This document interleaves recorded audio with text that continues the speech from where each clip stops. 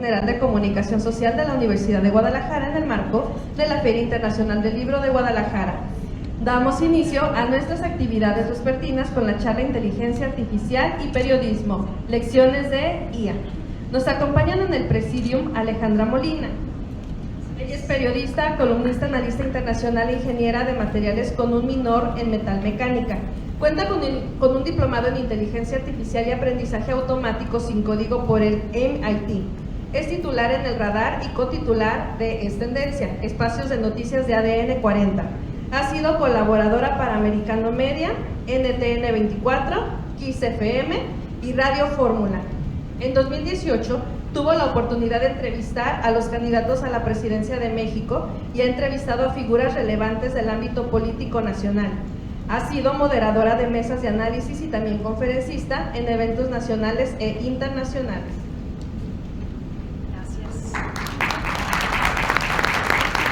También nos acompaña Bruno Hernández Levy. Él es jefe del Departamento de Comunicación del Conocimiento de la Universidad Autónoma del Estado de Morelos. Ha sido presidente del jurado del Premio Nacional de Periodismo en 2022-2023 y jurado en 2021. Con experiencia como corresponsal de Radio Nederland y coordinador de Radio UAM, ha diseñado e implementado cursos sobre inteligencia artificial generativa aplicada, innovación, tecnología, comunicación, periodismo, educación, entre otros temas, tanto a nivel nacional como internacional. Su trabajo incluye publicaciones sobre educación virtual y literacidad informacional en el contexto de la democracia 2.0 y noticias falsas, destacando su enfoque en la intersección entre comunicación, educación, tecnología y democracia. En esta mesa nos acompaña también Alejandro Castro. Él es periodista con interés en medio ambiente y DDHH. Es capacitador en el uso de herramientas digitales para periodistas en Factual y Google News Initiative. Trabajó como mentor en la Universidad de Investigaciones Periodísticas de la UNAM y como reportero de datos en Causa Natura AC. También fue corresponsal para Aristegui Noticias, El Heraldo de México y Stringer de la Agence Press. Ha colaborado con medios internacionales como Mongabay, Info Amazonia, The Best Daily, The Courier UNESCO, entre otros. Es parte de la red TATAM de jóvenes periodistas y del Conectas Hub. En 2020 fue reconocido con el Premio Nacional de Periodismo.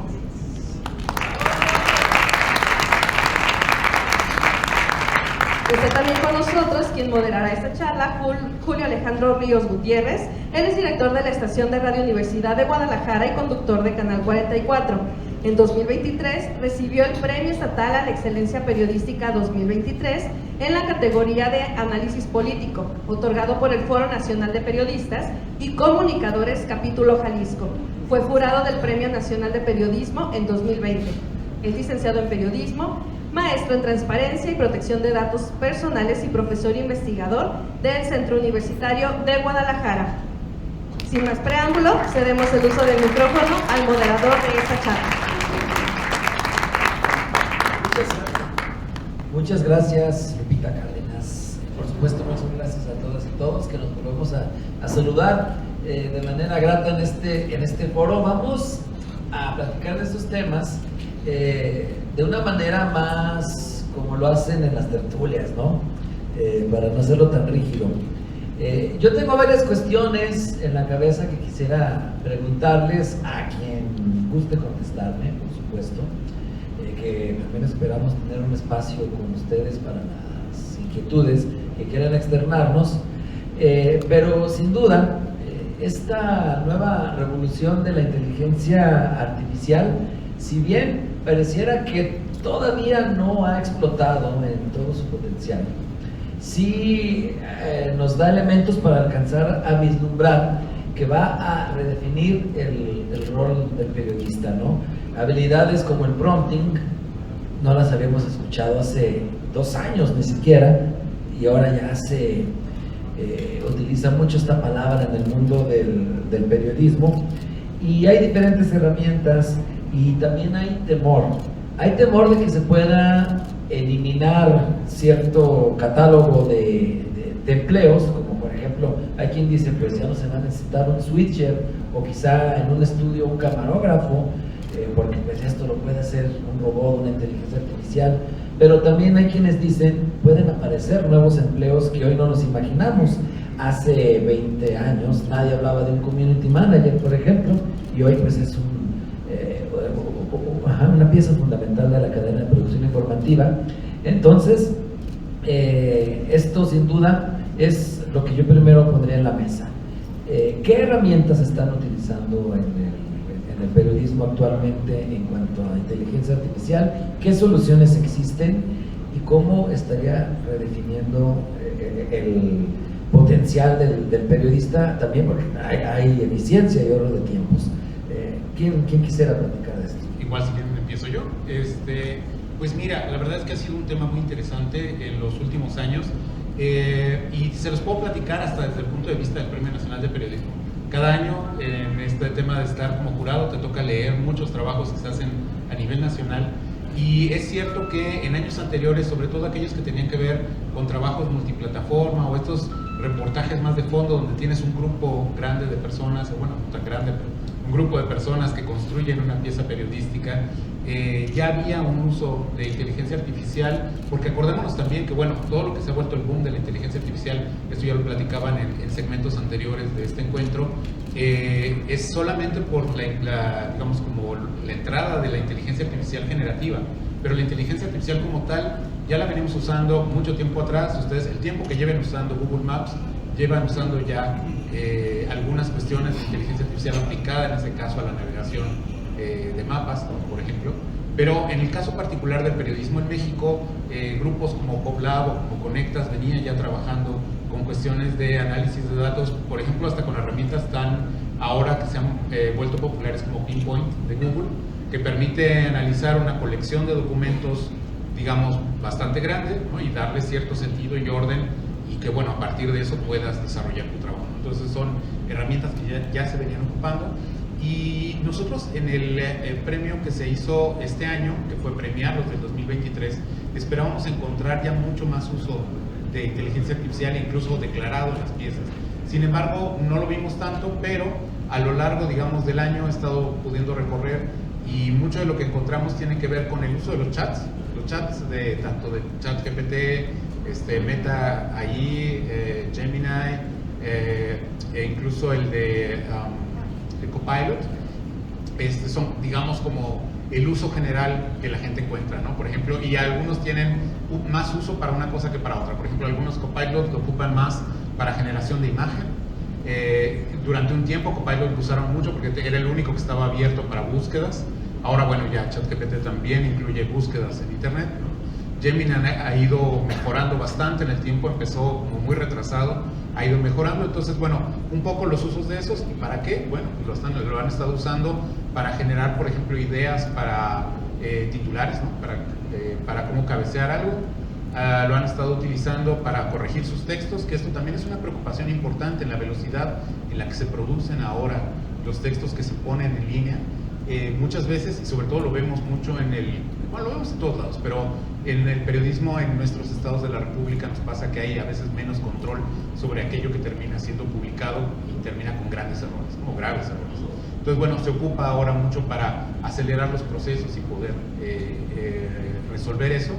Pero también, por ejemplo, para integrar ya nuevas herramientas para búsquedas. Por ejemplo, hay algunos que están usando algunos buscadores como Consensus, por ejemplo, que permite que busques entre artículos científicos si hay consenso o no sobre cierto tema en particular, sobre algún hecho que tú dices, bueno, esto es así, el consumo de bebidas azucaradas determina el aumento de peso en niños mexicanos, ¿no? Entonces, si hay consenso de que sí, no, tal vez, bueno, ese tipo de herramientas. Y también, por supuesto, todas las que son de producción, ¿no? Me acuerdo que aquí en el Hospital Civil de Guadalajara, el fotógrafo de comunicación social estaba muy contento porque tenía una aplicación que se llama Remini, que usaba él para mejorar esas fotos que quedan borrosas, que no se ven bien y tal, que era la foto que pues ya ni modo, no la puedes volver a tomar. Digo, en general todas las fotos quedan geniales a la primera, pero aquella que no le quedaba la podía mejorar con esa aplicación. Entonces, por ejemplo, eso, creación de video, hemos estado viendo ahora creación de audio, etcétera. Es decir, estamos teniendo estas aplicaciones por todos lados. Sin embargo, seguimos pensando que son usos pues como muy simples, digamos, ¿no? Como un primer momento de uso que además no está haciendo una incorporación por parte de todas las personas que hacen periodismo. hay muchos lugares del país a donde hemos recorrido en donde esto, digamos, para unos es cosa de todos los días y para otros todavía es un tema, es algo que no es tema. Para otros no existe, ¿verdad? Ahora sí, que para otros no existe, ¿no? Y que tú vas a hablar de eso un poquito más adelante, de esa anécdota, porque sí es impresionante que hay localidades que no son remotas, como estabas comentando, que pues no tienen ni idea de inteligencia artificial, pero bueno, ni de otras cosas que son elementales. Pero yo quiero preguntar algo porque necesito saber qué auditorio tenemos. Quiero que levante la mano quién utiliza ChatGPT. Ok.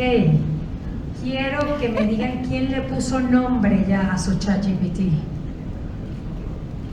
Ajá. Ok. Y ahora quiero que me digan quién usa Copilot. Ya. ¿Quién le ha ayudado, por ejemplo, de una foto, sacar, de una gráfica, sacar los datos y meterlos a Excel, por ejemplo? Órale, perfecto, 2, bien. ¿Quién le ha puesto una foto, por ejemplo, en un museo, que no sabe, o sea, que lo que encontró en alguna foto en su celular, pero no recuerda dónde es, para ver de qué pintor es esa foto? ¡Órale! ¡Me encanta! Tenemos una audiencia muy instruida en inteligencia artificial. Bueno, les comento un poco cómo lo usamos los periodistas, ¿no? Yo ya le puse nombre a mi inteligencia artificial, pero soy infiel, porque yo tengo una inteligencia artificial en ChatGPT que le digo Arturo, y mi inteligencia artificial en Copilot le digo John, y a ver quién trabaja mejor, y a ver quién me hace más feliz, y a ver con cuál me quedo. Pero con uno hago algo y con el otro hago otra cosa, ya todas las mujeres están riendo y dicen, ay, Dios mío, sería el nombre maravilloso. Pues bueno, lo que hacemos en periodismo con la inteligencia artificial es precisamente eso. Nosotros le damos información a esa inteligencia artificial para que esa inteligencia nos diga rápidamente qué título le puedo poner a una noticia para que sea el headline, el titular, valga la redundancia, del periódico, que sea viral, que la gente me lea y que quiera comprar. Somos un producto, lamentablemente nos tenemos que vender como un producto, y yo estuve ahora en Silicon Valley en una conferencia de Reuters sobre cuál va a ser el impacto de la inteligencia artificial en las noticias, en la credibilidad y en la democracia en el mundo. Y pues allí estuvimos conversando sobre estos temas. New York Times está desarrollando una aplicación utiliza inteligencia artificial para llevarles a sus consumidores como producto, porque somos producto, y ante la difícil competencia que tenemos los medios de comunicación ante las redes sociales. Hoy son 90 millones de mexicanos los que consumen redes sociales y tienen redes sociales. En 2028 van a ser 125 millones de mexicanos, y muchos de los mexicanos se informan a través de TikTok, YouTube, se informan también a través de podcasts de Spotify y también de Instagram. Entonces estamos viendo una audiencia que quiere todo ya, inmediato, un reel de un minuto y medio, y nosotros los periodistas no nos damos abasto y comenzamos a pensar que llegue la inspiración. No podemos, señores, no podemos, y es una realidad. Tenía amigos que me decían, no, porque yo me siento y entonces echo mi historia y la cuento. Le dije, no, búsquete a ChatGPT, de un gran compañero que tengo ahí en ADN 40 y otros en TV Azteca. Le dije, no, ponle Rebeca y ponle voz de mujer y que ella te diga, pero tú tienes que redactarlo. Ahora bien, alucinan la inteligencia artificial alucina, no lo digo yo, lo dice el profesor Gary Marcus. Yo lo entrevisté de NYU, estuve 4 meses persiguiéndolo. Él fue entrevistado por los congresistas en Estados Unidos al lado de Sam Altman y de la representante de Microsoft en el Congreso de Estados Unidos. Fue interpelado por los congresistas y me dice, María, tenemos un gran problema de alucinación, y hoy lo estaba practicando para comentarles a ustedes. Le digo a John, que es Copilot, le digo, John, dime por favor cuál es la aplicación de Washington Post que desarrolló Washington Post como periódico para el clima y cambio climático para sus clientes. Y me dijo un nombre. Seguimos. platicando y le estoy preguntando cosas y me vuelve a decir The Washington Post, recuérdame cuál es tal cosa, me dice otro nombre, yo ya lo sé, yo ya sé cuál es el nombre. Seguimos hablando y me dice otro nombre. Mucho cuidado tenemos que tener los periodistas con la inmediatez, lo que estabas comentando, porque ahora no hay esa rigurosidad. ¿Por qué? Porque estamos con ese estrés de que tenemos que tener la información ya, que tenemos que tener un breaking news ya, pero sí, lo utilizamos, sí necesitamos hacerlo, porque si no vamos a morir, señores. Si no, los medios de comunicación vamos a morir. Pero luego les cuento por qué no y dónde está la gran oportunidad, pero quiero que Ale vaya a la brecha y a las zonas remotas y qué es lo que está pasando por allá, perdón. Bueno, yo sí me quiero regresar un poquito. La mayor parte de mi vida ha sido reportero local y sí quisiera mencionar que en muchas comunidades de México el periodismo que se hace es una transmisión en Facebook, que van detrás de la patrulla a seguir a un accidente, a seguir un muerto, una persona algo que está ocurriendo en ese momento, incluso a cubrir baches, a cubrir manifestaciones muy locales. Entonces a veces el periodismo en muchas comunidades de México es eso, ¿no? Son compañeros en una motocicleta haciendo una transmisión en vivo, sin mayor redacción, sin uso de inteligencias artificiales, incluso sin herramientas tecnológicas más básicas como pudiera ser un iPhone o un Samsung con una cámara de buena calidad. Entonces sí me gustaría poner sobre la mesa que parte del periodismo que tenemos en México es eso, ¿no? Incluso en los periódicos, bueno, hace rato comentábamos de esta anécdota que mencionaban. Yo fui a dar un taller a Chilpancingo sobre la implementación de herramientas digitales en redacciones y pues nada, estábamos en el taller, empezamos a avanzar con el registro. Era una herramienta pues relativamente sencilla, que es Pinpoint, que mencionaba.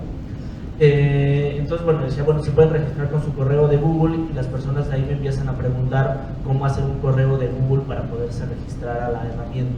Entonces, esa brecha ahí está, ¿no? No todas las personas tenemos acceso a la inteligencia artificial, y no todas ni todos los periodistas en este país. Eso ocurrió en Chilpancingo, que es una capital, pero en la montaña de Guerrero debe ser otra situación particular. En Chiapas, en el sureste de México, hay otras situaciones particulares. Entonces me gustaría poner sobre la mesa eso, ahora cuando hablamos sobre cómo está cambiando el panorama de las redacciones de inteligencia artificial. También me gustaría no omitir esto, que el propósito de muchas de estas discusiones que tenemos en estos espacios es sobre cómo hacer periodismo de calidad, y la incorporación de herramientas digitales es una parte de la profesionalización que necesitamos los periodistas para hacer un buen trabajo. Pero también de ese buen trabajo depende la seguridad que tengamos al hacer nuestro trabajo, la seguridad en campo, y también definitivamente depende de la independencia que tengan los propios medios de comunicación para los cuales trabajamos, y la independencia personal que tengamos nosotros.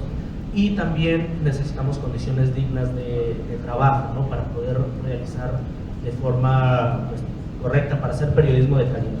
Entonces quería aceptar eso porque me parece que la inteligencia artificial puede ser una de las cosas que vaya a mover el panorama de los medios, pero si tenemos muchas otras no resueltas, de repente la inteligencia artificial pareciera que tiene poco impacto en las redacciones.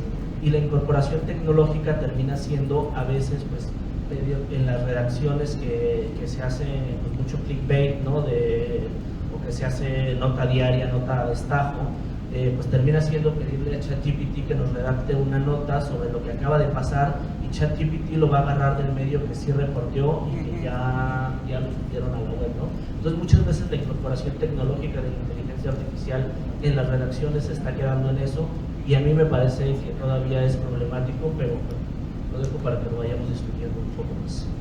Gracias, Alejandro.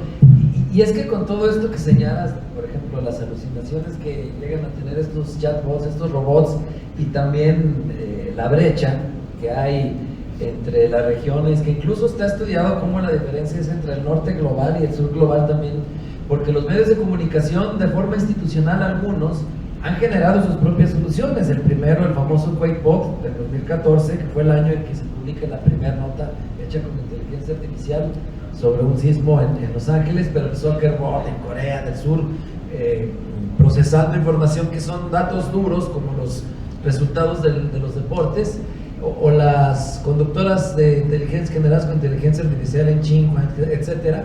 Pero, por ejemplo, vemos como los medios de acá, de México o de Sudamérica, prácticamente no han generado, excepto dos conductoras, la de Canal 44 y la de Radio Fórmula. Gracias a Dios. No, exactamente. Bueno, pero no solo las conductoras, me refiero también a soluciones, por ejemplo, de procesamiento automático de datos, porque el QuakeBot lo que hacía era datos sísmicos, o sea, datos duros, procesamiento de datos duros, donde ahí no pudiera haber incluso ninguna duda de lo ético, ¿no? Pero lo cierto es que también para redacciones muy pequeñitas les puede ayudar muchísimo a eficientar los procesos, porque luego son 2 o 3 personas los que están en un medio pequeño. Yo hablaba con alguien de Puebla, que eran 3 en ese portal, pero gracias a inteligencia artificial han podido duplicar la producción que tenían ellos de contenido, ¿no? O en radio, por ejemplo, en temas efímeros como dar la hora, dar el clima, un spot de un programa que va a ser solo ese día. ¿Para qué desgastas a un conductor y a un editor si puedes generarlo con inteligencia artificial, ¿no? Sin embargo, estas brechas pues todavía tienen que ser también abatidas con capacitación, porque si uno le habla del prompting o a estas personas que ni siquiera tienen todavía correo electrónico, pues imagínate, ¿no? Pero bueno, también otra particularidad que tiene que ver con los riesgos de la inteligencia artificial es lo que se ha hablado en varias de estas mesas y que han coincidido muchos en el temor de que la desinformación se genere de manera masiva, a volúmenes mayores, y que se esparza con mayor velocidad. ¿Qué perspectiva tienen ustedes respecto a los riesgos que tiene incluso para la democracia y para la gobernabilidad con esto de la desinformación? Pues bueno, lo pudimos ver en las elecciones de los Estados Unidos, como aparentemente todas las encuestadoras tenían números de un final de fotografía, Kamala Harris y Donald Trump, y cómo toma un papel protagónico Elon Musk durante la campaña y utiliza agresivamente y además de una manera, fue brillante cómo lo utilizó X, pero sin ninguna contención, para decir una cantidad de mentiras impresionante. Eso es valerte de un poder muy grande cuando tienes un medio como ese para decir eso. Y deriva, yo sí considero, ya leeré los estudios porque hay análisis, van a haber análisis sobre esto, todavía están procesando la información, qué cantidad de mentiras, en fin, que incidieron en la votación de los estadounidenses y que incidieron en el resultado que vemos hoy, y ya el 20 de enero va a estar Donald Trump. Es gravísimo lo que está pasando, pero ¿por qué es gravísimo? Porque cada vez dependemos más de la inmediatez, es decir, la sobrecarga de información ha hecho, y esto lo dijeron en Silicon Valley, Reuters y New York Times, que la gente, 39% de los encuestados en una investigación que hizo Reuters en los Estados Unidos, evade las noticias, no quieren saber de noticias. Ese es el principal obstáculo al que nos estamos enfrentando, no nada más el hecho de producirlas y generarlas, que a pesar de que hay inteligencia artificial hay que tener, y la inmediatez, hay que tener un control y ver que sí me está dando elementos básicos ChatGPT o Copilot, pero que yo tengo que corregir, que yo tengo que verificar la fuente antes de sacar esa noticia. Yo lo hago porque yo soy periodista, otra gente no. Entonces, es gravísimo lo que está ocurriendo, por eso la gente no quiere escuchar noticias. A los medios se nos hace, a pesar de que, qué paradójico, ¿no? A pesar de tener esas herramientas, se nos hace más complicado, porque si nosotros no estamos ahí en el momento, rápido, antes que TikTok, el TikToker, que el YouTuber, que todos ellos que no les importa, digo, con respeto a muchos YouTubers y TikTokers que sí son periodistas, no les importa sacar una información porque quieren tenerla al principio, de primera mano, compiten con nosotros, con los medios tradicionales, y nosotros sí estamos garantizando el darles información en el momento, lo intentamos a toda costa, pero además información veraz, información que ya verificamos que existe, que es real. Entonces, una es esa apatía de la gente, otra es me quiero informar rápido, una capsulita de 1 minuto 30. No podemos explicar la situación de México. ¿Qué está pasando con los niños de Puebla que le están dando becas del bienestar y no van a la escuela ya, por ejemplo? O ¿qué está pasando en la Sierra de Guerrero, por ejemplo? No se lo podemos dejar a un TikToker. Por favor, no se informen en redes sociales. Busquen a alguien que sea creíble. Y si les gusta un TikToker, yo no digo que no lo vean. Pero lo que digo es vean la noticia y traten de verificar con medios tradicionales. ¿Cuántos no hemos sido parte del famoso reenvío en WhatsApp? O sea, yo tengo amigas, no sé si cuántos habrían sido parte, no les quiero ponerlos aquí en evidencia a todos, pero les decía yo a mis amigos, a compañeros que no son periodistas, no se hagan eco de información falsa, por favor, que esto tiene un impacto en nuestra realidad.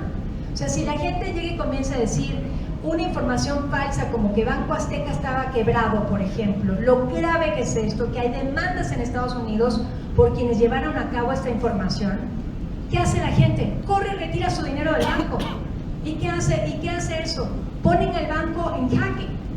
¿Y qué pasa con eso? ¿Cuántos empleos se pierden? ¿Cuántos trabajos se pierden? ¿Cuál es el impacto que tienen las comunidades cuando Banco Azteca llega a cada rincón de este país? Esa es la gravedad de una información falsa que nosotros nos hacemos parte de. Entonces, antes de eso, es importante verificar cómo es posible que esto haga que gane un presidente de un país. Que gane un presidente de un país. Es gravísimo. ¿Qué repercusiones va a tener para México que haya ganado Donald Trump? ¿Cuánta gente votó por Donald Trump que creyó lo que dijo Elon Musk? Somos responsables de lo que consumimos y aún más responsables de lo que decimos. Ayer me gustaría también poner sobre la mesa que desde todo el mundo sabemos aquí cómo diferenciar imágenes de inteligencia artificial, ¿no? Me imagino que las hemos visto, se ven medio tersas, un poco, no sé cómo decirlo, no se ven tan reales, vaya, ¿no? Pero de repente, como bien decía Ale, si esas cadenas, esas imágenes las reenviamos pues a mi mamá, que no tiene mucho contexto de los medios, que no están tanto, le puede parecer una imagen real, ¿no? Y son imágenes que van desde que se están pidiendo donativos con una imagen falsa de un sismo en Taiwán que nunca ocurrió, hasta que sirven para extorsionar a muchas personas, hasta imágenes que hacen de mujeres que utilizan inteligencia artificial para hacer contenido sexual con su cara, o imágenes, por ejemplo, lo vi ahora hace mucho con la ministra Norma Piña, ¿no? A la que le ponían una voz y le ponían palabras que ella no estaba diciendo. Me parece que hay un panorama complicado y que en este momento de repente a las personas que estamos involucradas medianamente en los medios nos permite todavía saber que son imágenes generadas con inteligencia artificial o videos, pues porque de repente tienen las manos mal formadas, las orejas, lo que sea. Pero yo creo que una cosa que es importante tener en cuenta es que eso se va a ir perfeccionando y que va a ser muy difícil saber qué está hecho con inteligencia artificial y qué no.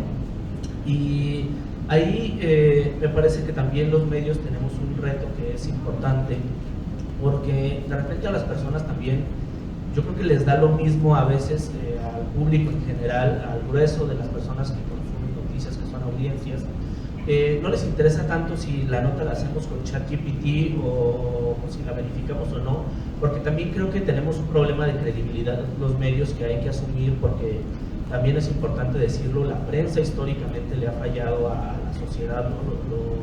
Los medios tradicionales, los grandes medios, no siempre han dicho la verdad, y eso también hay que ponerlo sobre la mesa, y eso ha abonado a que la gente no nos crea, ¿no? Que no confíe en los medios de comunicación, que confíe más en una persona que va con su celular haciendo una transmisión en vivo. Y sobre ese panorama estamos sentados, ¿no? Tenemos una audiencia que definitivamente no está interesada en el rigor que le podamos poner a la información, porque no hemos sabido saciar pues esa mala fama que tenemos los periodistas de mentir, ¿no? Y hay ahí es grave, porque como bien decía Alejandra, La desinformación ahora mismo puede hacer que se manipule una elección, puede hacer que haya como toda una campaña de desinformación, y eso me parece que también uno de los retos que tendrá el periodismo es tener periodistas de verificación mucho más preparados, ¿no? Era un puesto que también, como bien decía Julio, hasta hace unos años no existía. No, en las redacciones no existían los fact-checkers, y ahora necesitamos profesionales que hagan eso, ¿no? Y también un gran reto que tiene el periodismo es tener fact-checkers de calidad, ¿no? Pues no de repente hacer un medio de verificación que diga, bueno, es que la presidenta ya lo desmintió y esto es como lo que es, ¿no? O sea, creo que tenemos ahí un gran reto como periodistas en adelante, un gran reto en la puerta. Sí, simplemente agregar a lo que ya han platicado, la inteligencia artificial lo que permite es potenciar ciertas capacidades, ¿no? Es decir, ahí ya lo han dicho en los días anteriores, la desinformación no es algo que se acaba de inventar ahorita. La desinformación, y lo dijiste de hecho en la mañana, más temprano en la mañana, viene de mucho tiempo atrás, porque finalmente siempre la comunicación puede ser utilizada con cierta intencionalidad, simplemente por el hecho de lo que es. Entonces, entender que la inteligencia artificial lo que hace es que potencia nuestras capacidades. En el caso de la gente que hace periodismo, pues potencia esas capacidades para hacer periodismo. Que aquí algo que me parece que es importante decir es, el buen periodista con herramientas de inteligencia artificial puede hacer muy buen periodismo y potenciar eso.